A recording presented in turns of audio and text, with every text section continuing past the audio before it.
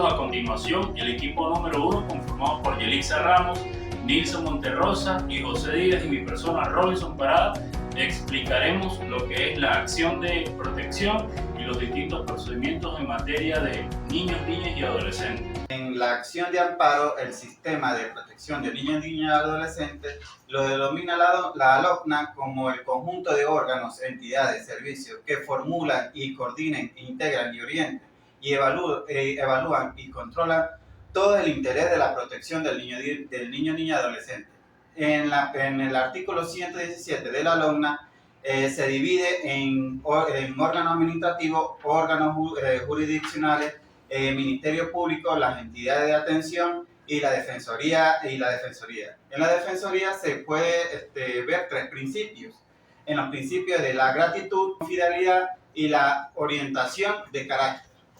Muchachos, ustedes saben que es muy importante señalar, ¿no?, que todos estos órganos están incluidos a la hora de tomar una acción contra cuando se viole algún derecho colectivo o difuso.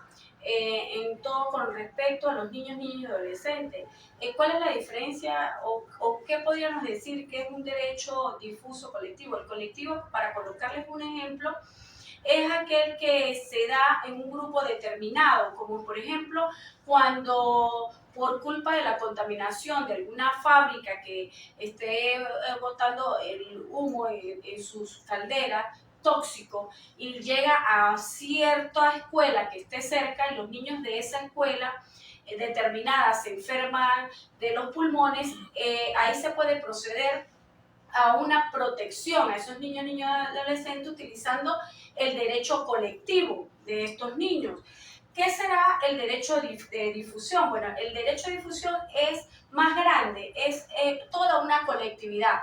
Vamos a seguir con el mismo ejemplo, una fábrica que esté contaminando el ambiente en general y contamina o enferma a través de ese aire contaminante toda una comunidad, todo un municipio. Entonces ahí entra el derecho de protección al niño y adolescente en cuanto a proteger sus derechos de difusión. En estas garantías de protección a los niños, tienen que ver varios órganos, entre eso el Consejo de Protección de Niños, Niñas y Adolescentes, el Ministerio Público, los entes públicos, el Ministerio Público, el Consejo Municipal, el Consejo Municipal, Consejo de Derecho que están en interés particular de los niños, niñas y adolescentes, siempre haciendo énfasis en esa figura. Pero para ello, para actuar ante esas acciones de protección que existen para defender los derechos de ese niño, de esa niña o de esos adolescentes, tenemos que tener presente que nuestra ley orgánica de protección de niñas, niñas y adolescentes establece una serie de procedimientos. Entre ellos, nosotros vamos acá a tratar los procedimientos de lo que es el procedimiento administrativo, el contencioso y el ordinario. En cuanto al procedimiento administrativo, su naturaleza jurídica está contemplada en el artículo 284, que establece como sede administrativo a todo ese órgano competente en ese caso particular de que se esté tratando, llámese de control difuso o concentrado. Entonces, ellos a su vez deben regirse por unos principios rectores que le da esa participación en el proceso de lo que es su naturaleza de procedimiento administrativo, que es la celeridad, la defensa del interés del niño, niña y adolescente, la confiabilidad, la igualdad de las partes, tener presente la gratitud, tener presente esa imparcialidad en todo proceso y grado del proceso. Y cuando hablamos del procedimiento administrativo, debemos tener presente que para que exista ese procedimiento administrativo debe primero iniciarse mediante una denuncia, y así lo estipula la LOCNA en su artículo 285, donde dice que esa denuncia debe partir con el inicio de hacer mención que existe alguna violación o algún abuso o maltrato de ese niño, niña y adolescente. También cuando se hace mención de que se establece mediante una denuncia, hay que establecer cuáles van a ser las formas de actuar. Y la LOGNA establece que puede ser de manera oral o puede ser escrita, y eso va a partir a descomponer un artículo 287 que dice que se debe hacer la recepción y registro de esa documentación. Es decir, dejar plasmado si se hace oral o se hace por escrito, dejar la recepción de esa documentación y a su vez recabar la información de la denuncia que se pueda estar realizando de manera oral. ¿Con qué finalidad? De que esa documentación se prevea todas las peticiones necesarias que se hacen de que ese niño haya sido víctima de algún maltrato o alguna violación. Debe quedar registro del lugar, la fecha y la hora del momento que se hizo determinada denuncia.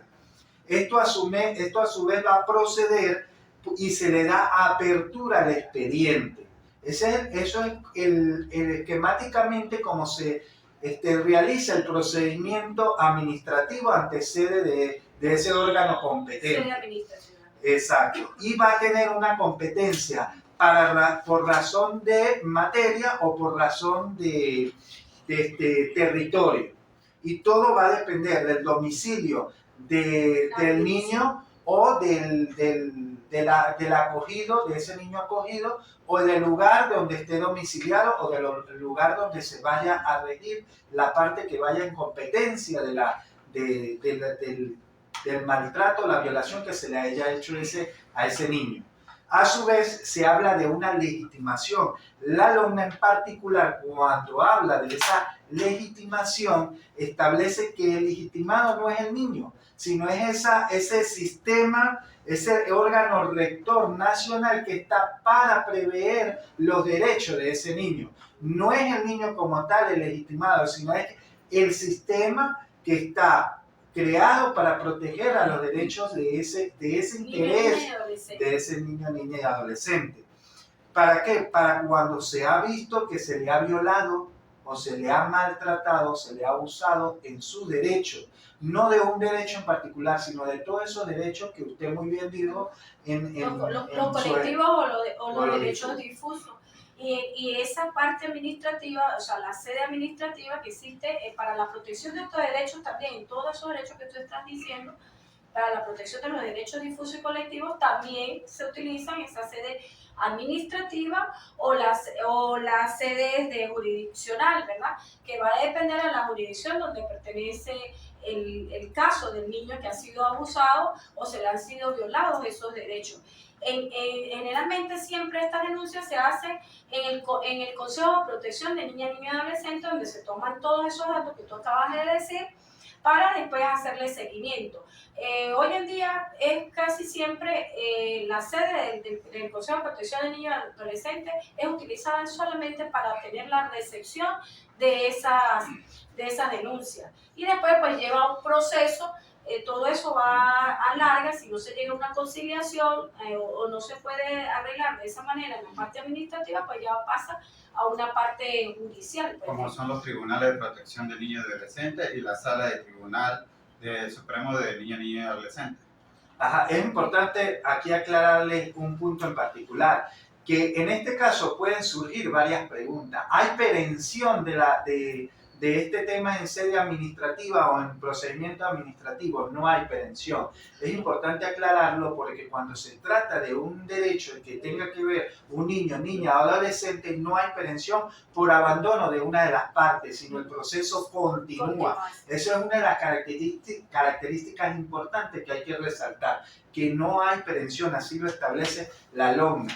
A su vez, los cálculos de lapso se deben hacer en días hábiles. Y en cuanto al procedimiento ordinario en materia de protección de niños, niñas y adolescentes, que está establecido en el artículo 454 de la LOGNA, en cuanto al procedimiento ordinario, hay que destacar que se desarrollan dos audiencias. La primera de ellas es la audiencia preliminar y lo que es la audiencia de juicio. Dentro de la audiencia preliminar ocurre lo que es la parte de mediación y sustanciación, que puede durar un lapso de un mes, y las partes deben acudir personalmente junto a sus apoderados. Si no comparecen, se produce lo que es el desistimiento y la confesión fictas según el caso. La audiencia preliminar inicia con demanda y con la notificación del demandado. A partir del día siguiente va a comenzar a correr los dos días. En cuanto a la audiencia de mediación, el juez de mediación y sustanciación va a ejecutar a cada una de las partes a lo que es la conciliación. Si se logra la conciliación, automáticamente el procedimiento termina allí. Y si no se logra y vence el laxo, se fijará oportunidad para lo que es la fase de sustanciación. La fase de mediación tiene aspectos muy relevantes. El primero de ellos es que es privada, es de obligatoria presencia de las partes, debe ser oída la opinión del niño, niña y adolescente. En cuanto a la fase de sustanciación, está establecida en el artículo 473 de la LOGNA. En esta fase es un debate oral, ahí se evacúan las pruebas, los alegatos de cada una de las partes. Esta fase es pública y el juez que la preside y la dirige siempre va a buscar proteger los derechos y las garantías del niño, niña y adolescente. Durante esta fase de sustanciación preliminar se lleva a cabo lo que, como ya lo mencioné, el debate oral, y estos aspectos están contemplados en el artículo 475 de la LOGNA. Y el encargado de esta fase es el juez de sustanciación y mediación. En cuanto a la audiencia de juicio, establecido en el artículo 483 al 488 de la LOGNA, el Tribunal de Protección va a fijar por auto expreso, una vez que ya se haya finalizado lo que es esta fase preliminar, la audiencia preliminar, para pasar a la audiencia de juicio en un lapso no mayor a 10 días y a 20 días, siguiente desde el momento que se recibe el expediente. Aquí hay algo particular, que en los procedimientos relativos a la responsabilidad de crianza, obligación de manutención y régimen de convivencia, es obligatorio lo que es la presencia de las partes. Aquí igualmente se evacúan las pruebas y con la particularidad que para el juez, para dictar sentencia en esta audiencia de juicio, consta con 5 días para dictar sentencia. Bueno, y para concentrar más la idea sobre este tema y dejar por sentado, básicamente el procedimiento administrativo tiene unos supuestos, y esos supuestos están contemplados en el artículo que tiene que ver con la procedencia, porque dice que todo procedimiento administrativo hay que evaluar la procedencia. Si es una procedencia que viene por medidas de protección, tiene que realizarse o iniciarse con el Consejo de Protección de Niñas, Niñas y Adolescentes. Y si se trata de medidas de atención, se debe realizar por el Consejo Municipal de Interés del Derecho de Niños, Niñas y Adolescentes. Entonces, aquí hay algo muy importante que debemos tener presente, que la LOGNA establece, dependiendo qué medida usted quiere realizar sobre ese niño, niña o adolescente, es a donde usted administrativamente debe actuar. Y dice que si se inicia mediante un consejo de protección de niños, niños o adolescentes, usted debe hacerlo mediante un oficio a instancia de la persona interesada. Y si lo realiza para atender una medida de atención que tenga que ver con el Consejo Municipal de Derecho e Interés del Niño, Niña y Adolescente, lo debe hacer de oficio o denuncia ante el Ministerio Público. Y esto, a su vez, estas medidas van a tener un lapso de 24 horas según la documentación, es decir, todo debe estar sustentado, para luego así hacer una fase probatoria donde todas las partes interesadas van a evacuar, van a ser notificadas y van a evacuar todos los efectos que podrán alcanzarse hasta un máximo de 5 días en esta fase probatoria, para que expongan y arrojen todos los alegatos necesarios sobre lo que se está iniciando en el proceso, dependiendo la medida que usted haya optado. Luego vienen los efectos que van a arrojar el desistimiento. Aquí no se paraliza nada, porque se los dije en la conversación anterior. No se va a paralizar porque como se trata de un derecho fundamental y de protección de interés a la defensa de ese niño, porque es el principio rector de lo que trata la norma, establece que no se debe paralizar, se debe dar continuidad. Y termina con una audiencia la audiencia de niños y niñas y adolescentes para la interpretación de lo que va a dar el grado del proceso. Y esto va a tener una duración de 15 días. Entonces, eso es básicamente lo que es el procedimiento administrativo, esquemáticamente. Ahora, en cuanto al procedimiento contencioso, se va a regir para buscar la eficiencia del proceso del caso que se esté tratando en particular. Este proceso contencioso busca la oralidad, como lo dijo nuestro compañero Robinson Parada, busca la oralidad, la brevedad, la gratitud del proceso y que todo esté estipulado en la Constitución. ¿Para qué? Para que haya los medios probatorios de igualdad de las partes, en búsqueda de una eficiencia del proceso. En este proceso contencioso va a haber recursos de revocación, apelación y casación. Ese es algo muy particular del procedimiento contencioso que lo establece la Ley de Protección de Niños, Niñas y Adolescentes en el capítulo 4. Entonces es importante saber que existen procedimientos ante estas acciones que habló nuestro compañero Nilson y nuestra compañera Yelixa Ramos, de estas acciones y de estas competencias. Existen unos procedimientos que nosotros ante todo debemos tener presente para el actuar.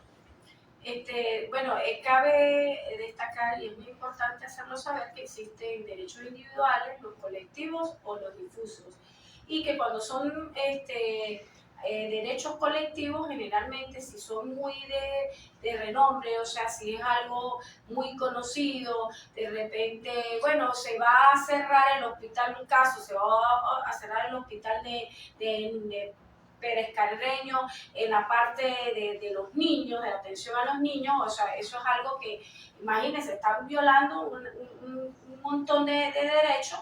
Entonces eso sería ya una demanda colectiva para defender esos derechos de los niños, niñas y adolescentes. Y cuando eso sucede, que son casos de renombre, donde se violan varios derechos, generalmente se lleva a cabo dentro de la Sala Constitucional del Tribunal Supremo de Justicia. Si es algo menos problemático, si es menos gravoso, exactamente, entonces sí ya se regiría por el Tribunal de Niños, Niños y Adolescentes, dependiendo de la localidad donde se encuentre ese problema de la violación de esos derechos.